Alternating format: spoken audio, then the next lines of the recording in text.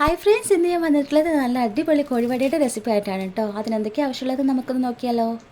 ആദ്യം തന്നെ നമ്മുടെ മെയിൻ ആയിട്ടും ബോൺലെസ് ചിക്കനാണ്. പിന്നെ എടുത്തിട്ടുള്ളത് അരമുറിയിൽ കുറച്ച് കുറഞ്ഞ അളവിൽ തേങ്ങയാണ് കേട്ടോ. ഇത് മിക്സിയിലിട്ട് ചെറുതായിട്ടൊന്ന് ക്രഷ് ചെയ്തിട്ടുണ്ട്.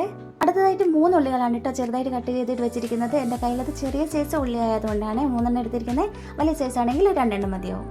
ഇനി ആവശ്യമായിട്ടുള്ളത് പച്ചമുളകും വെളുത്തുള്ളി ചതച്ചത്, കറിവേപ്പില, മല്ലിയില, ആവശ്യത്തിനുള്ള ഉപ്പ്. അടുത്തതായിട്ട് നമ്മൾ എടുത്തിരിക്കുന്ന 1 ടീസ്പൂൺ മുളക് പൊടി, 1/4 ടീസ്പൂൺ മഞ്ഞൾപ്പൊടി, 1 ടീസ്പൂൺ ചിക്കൻ മസാല, 1/4 ടീസ്പൂൺ കുരുമുളക് പൊടി, 1/4 ടീസ്പൂൺ ഗരം മസാല എന്ന് വെക്കുകയാണ്. അടുത്തതായിട്ട് വേണ്ടത് ചെറിയ കപ്പിൽ 1.5 കപ്പ് അളവിൽ മൈദയാണ് കേട്ടോ. വഴറ്റാനും പൊരിക്കാൻ ആവശ്യമായിട്ടുള്ള ഓയിൽ കൂടെ വേണേ. അപ്പോൾ ഇത്രയും സാധനങ്ങളാണ് നമ്മുടെ കോഴിവട ഉണ്ടാക്കാനായിട്ട് വേണ്ടത്. അപ്പോൾ നേരെ കുക്കിങ്ങിലേക്ക് പോയാലോ. ആദ്യം തന്നെ തീ കത്തിച്ചിട്ട് പാൻ അടുപ്പിലേക്ക് വെച്ച് കൊടുക്കുക. അതിലേക്ക് ചിക്കൻ ഇട്ട് കൊടുക്കുക. കൂടെ തന്നെ ഉപ്പും മഞ്ഞൾപ്പൊടി, വേവിക്കാൻ ആവശ്യമായിട്ടുള്ള വെള്ളം ഒഴിച്ച് കൊടുക്കാം. ഇത്തിരി കുരുമുളക് പൊടി കൂടി ഇട്ട് കൊടുക്കണേ.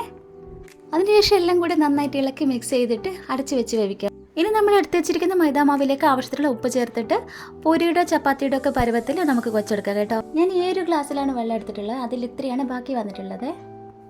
അങ്ങനെ നമ്മുടെ ചിക്കനൊക്കെ വെന്ത് സെറ്റായിട്ട് വന്നിട്ടുണ്ട്. ഇത് മിക്സിയുടെ ജാറിലേക്ക് ഇട്ടിട്ട് ചെറുതായിട്ടൊന്ന് ക്രഷ് ചെയ്തിട്ടെടുക്കാവേ. ഇനി നമുക്ക് കോഴിവടക്കുള്ള ഫില്ലിങ് തയ്യാറാക്കാം. അതിനായിട്ട് പാൻ അടുപ്പിൽ വെച്ചിട്ട് ആവശ്യത്തിലുള്ള ഓയിൽ ഒഴിച്ച് കൊടുക്കാം. അതിലേക്ക് ഉള്ളി ഇട്ട് കൊടുക്കാം. ഉള്ളി പെട്ടെന്ന് വഴന്ന് കിട്ടാൻ വേണ്ടിയിട്ട് കുറച്ച് ഉപ്പ് കൂടി ഇട്ട് കൊടുക്കാവേ. എല്ലാം കൂടെ നന്നായിട്ടൊന്ന് ഇളക്കി യോജിപ്പിച്ച് കൊടുക്കുക. ചെറുതായിട്ടൊന്ന് വഴന്ന് വരുന്ന ടൈമിൽ നമ്മൾ ചതച്ച് വെച്ചിട്ടുള്ള പച്ചമുളകും വെളുത്തുള്ളിയും കൂടി ഇതിലേക്ക് ഇട്ട് കൊടുക്കാം. അതിൻ്റെ പച്ചമുളകൊന്ന് മാറി വരുന്നവരെ നന്നായിട്ടൊന്ന് വഴറ്റി കൊടുക്കാവേ. പച്ചമുളകൊക്കെ മാറിക്കഴിഞ്ഞാൽ നമ്മൾ എടുത്ത് വെച്ചിട്ടുള്ള തേങ്ങ ഇതിലേക്ക് ഇട്ട് കൊടുക്കാം. തേങ്ങ ഇട്ടതിന് ശേഷം എല്ലാം കൂടെ നന്നായിട്ടൊന്ന് മിക്സ് ചെയ്ത് വഴറ്റിയെടുക്കാം.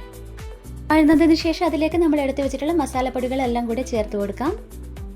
അതിലേക്ക് പുറത്ത് നല്ല അടിപൊളി മഴ പെയ്യുന്നുണ്ട്. നമുക്ക് കിട്ടാണ്ട് കിട്ടുന്നൊരു മഴയാകുമ്പോൾ അത് പ്രത്യേക ഒരു വൈബ് തന്നെയാണല്ലേ. പ്രത്യേകിച്ച് ഈ നോമ്പ് സമയത്താകുമ്പോൾ അത് പഠിച്ചൊരു അനുഗ്രഹം തന്നെയാണ്. അങ്ങനെ കുറച്ച് നേരം മഴയൊക്കെ കണ്ട് ആസ്വദിച്ച് വന്നതിന് ശേഷം പിന്നെയും കുക്കിങ്ങിലേക്ക് കയറി കേട്ടോ. അടുത്തതായിട്ട് നമ്മൾ ചെയ്യാൻ പോകുന്ന വഴറ്റി വെച്ചതിലേക്ക് നമ്മൾ നുറുക്കി വെച്ചിട്ടുള്ള ചിക്കൻ കൂടി ഇട്ട് കൊടുക്കുവാണേ. എല്ലാം നന്നായിട്ടൊന്ന് ഇളക്കി യോജിപ്പിച്ചതിന് ശേഷം അതിലേക്ക് മല്ലിയിലയും കറിവേപ്പിലയും കൂടി ഇട്ട് കൊടുക്കാവേ. അങ്ങനെ നമ്മുടെ കോഴിവടക്കുള്ള ഫില്ലിങ് റെഡിയായേ. ഇനി നമുക്ക് നേരത്തെ കുഴച്ച് വെച്ചിട്ടുള്ള ഡോ എടുത്ത് ഓരോ ഉരുളകളാക്കിയിട്ട് പരത്തിയെടുക്കാം. അത് റൗണ്ട് ഷേപ്പിൽ കട്ട് ചെയ്തെടുക്കാവേ. ഇതുപോലെ നൈസായിട്ട് വേണം പരത്തിയെടുക്കാനായിട്ട്. ഞാൻ ഈ ഒരു ഗ്ലാസ് വെച്ചിട്ടാണ് കട്ട് ചെയ്തെടുക്കാൻ പോകുന്നത്. എനിക്ക് ഈ ഒരു ഷീറ്റിൽ നിന്ന് 10 എണ്ണം കട്ട് ചെയ്തിട്ട് കിട്ടിയിട്ടുണ്ട് കേട്ടോ. ഇനി അതിൽ നിന്ന് ഇങ്ങനെ ഒന്നെടുത്തിട്ട് നമുക്ക് അതിനുള്ളിൽ ഫില്ലിങ് വെച്ച് കൊടുക്കാം. അതിനറ്റത്ത് ഇങ്ങനെ ഞൊറി പോലെ ഇട്ട് കൊടുക്കാം. നമ്മളിവിടെയൊക്കെ പിരിയിടുക കേട്ടോ അതിന് പറയും. നിങ്ങൾ നാട്ടിലൊക്കെ എന്താ പേര് പറയാമെന്നും കൂടെ വന്ന് കമന്റ് ഇടണേ. ഇതുപോലെ തന്നെ ബാക്കിയുള്ളതെല്ലാം കൂടി നമുക്ക് ചെയ്തെടുക്കാമേ. ഇത് പൊരിച്ചെടുക്കാനായിട്ട് തീ ഓണാക്കിയിട്ട് ചീനച്ചട്ടി അടുപ്പിലേക്ക് വെക്കാം. പൊരിക്കാൻ ആവശ്യമായിട്ടുള്ള എണ്ണ ഒഴിച്ചു കൊടുക്കാം. നന്നായി ചൂടായി വന്നതിന് ശേഷം നമുക്ക് കുറേശ്ശായിട്ട് ഇട്ടിട്ട് നന്നായിട്ട് പൊരിച്ചെടുക്കാം കേട്ടോ. തിരിച്ച് മറിച്ചിട്ടിട്ട് പൊരിച്ചെടുക്കാവേ. ഇതുപോലെ ഗോൾഡൻ കളർ ആകുമ്പോൾ നമുക്ക് എണ്ണയിൽ നിന്ന് കോരി മാറ്റാം. അങ്ങനെ നമ്മുടെ സ്വാദിഷ്ടമായ കോഴിവട വീഡിയോ റെഡി ആയിട്ടുണ്ട്. വീഡിയോ ഇഷ്ടപ്പെട്ടാൽ ലൈക്ക് ചെയ്യാനും ഷെയർ ചെയ്യാനും സബ്സ്ക്രൈബ് ചെയ്യാനും മറക്കല്ലേ. അപ്പോൾ മറ്റൊരു വീഡിയോയുമായിട്ട് കാണുന്നവരേക്കും ബൈ.